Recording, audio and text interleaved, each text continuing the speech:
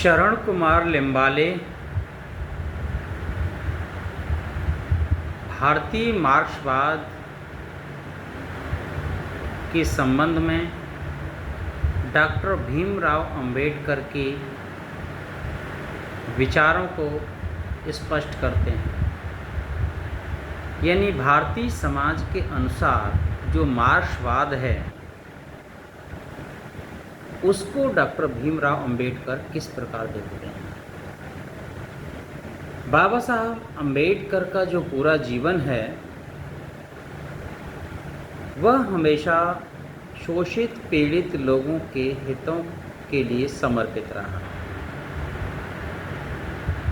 उन्होंने धर्म, अर्थ, साहित्य, राजनीति और समाज, कानून और स्वतंत्रता का अस्पृश्यों के हितों के संदर्भ में विचार किया। वे इस बात को मानते थे कि चाहे धर्म हो, चाहे अर्थ हो, चाहे साहित्य हो, चाहे कानून हो, चाहे राजनीति हो, चाहे स्वतंत्रता हो, सभी को अस्पृश्यों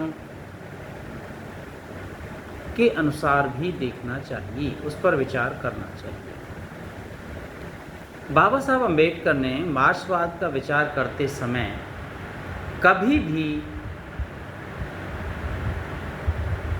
अछूतों को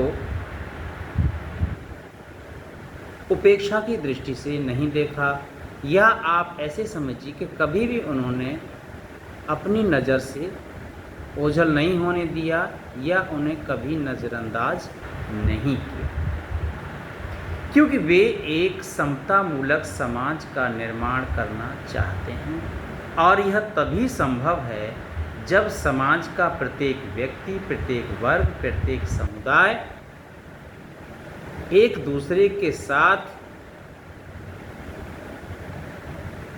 मानवीय व्यवहार करे। बाबा साहब को मार्क्सवाद अधूरा लगता है। क्यों लगता है? क्योंकि वे कहते हैं कि मार्क्सवाद में जाति के विनाश के लिए कोई विचार नहीं है, या मार्क्सवाद जाति को समाप्त करने के लिए कोई पहल नहीं करता है। दरअसल उन्हें दलितों की अस्पृश्यता नष्ट होना ही सबसे महत्वपूर्ण बात लगती है। हो भी क्यों ना, ये पूरा भारतीय समाज एक मानव शरीर की तरह है।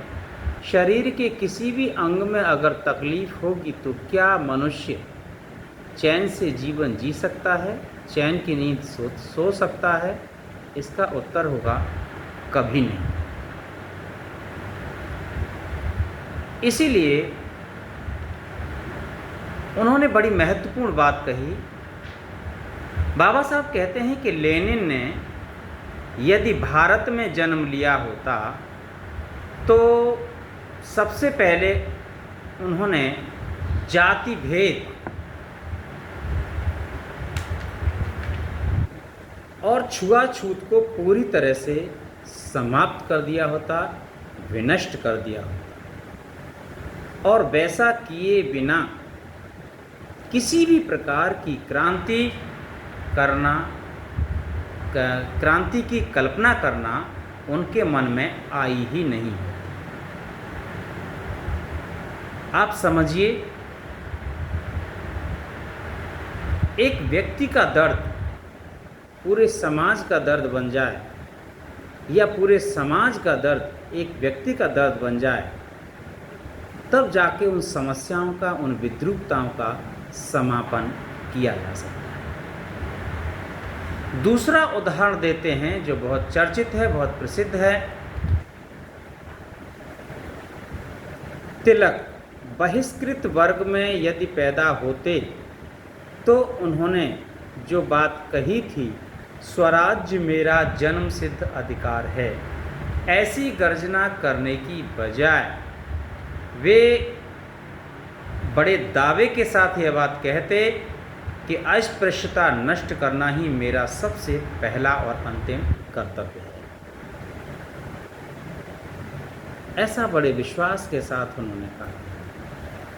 बाबा साहब अम्बेडकर ने लेनिन और तिलक के संबंध में जो विचार व्यक्त किए हैं उसे देखने से लगता है कि बाबा साहब क्रांति और स्वराज की अपेक्षा जाति अंत को सबसे ज़्यादा महत्व देते हैं, उसे बहुत महत्वपूर्ण मानते हैं।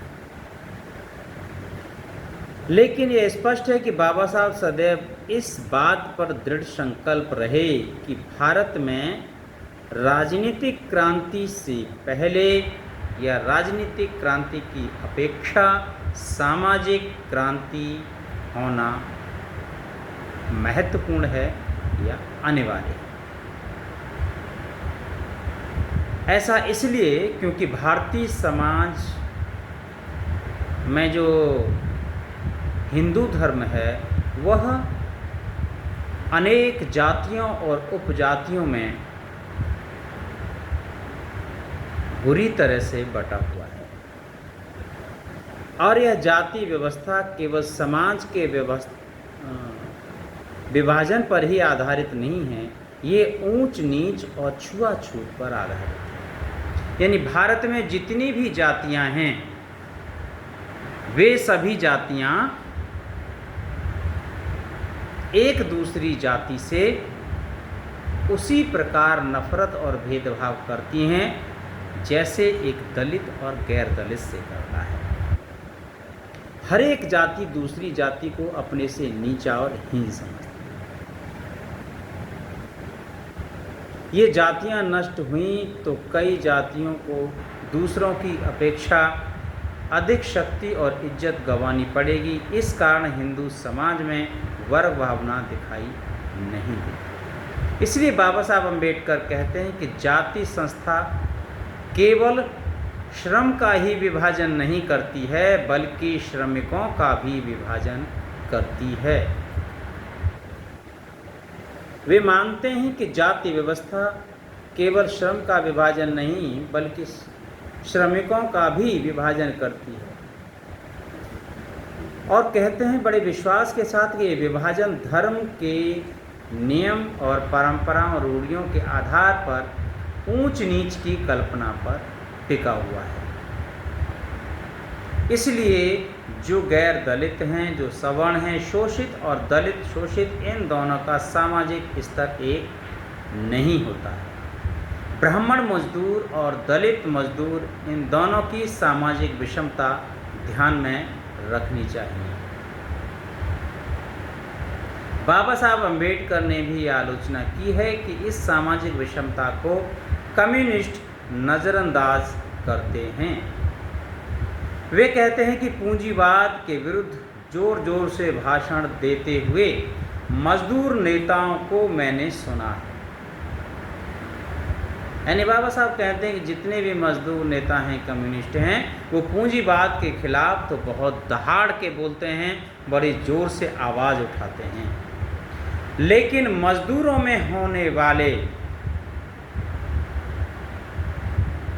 जातिगत भेदभाव के खिलाफ मैंने किसी भी मजदूर नेता को बोलते हुए नहीं सुना।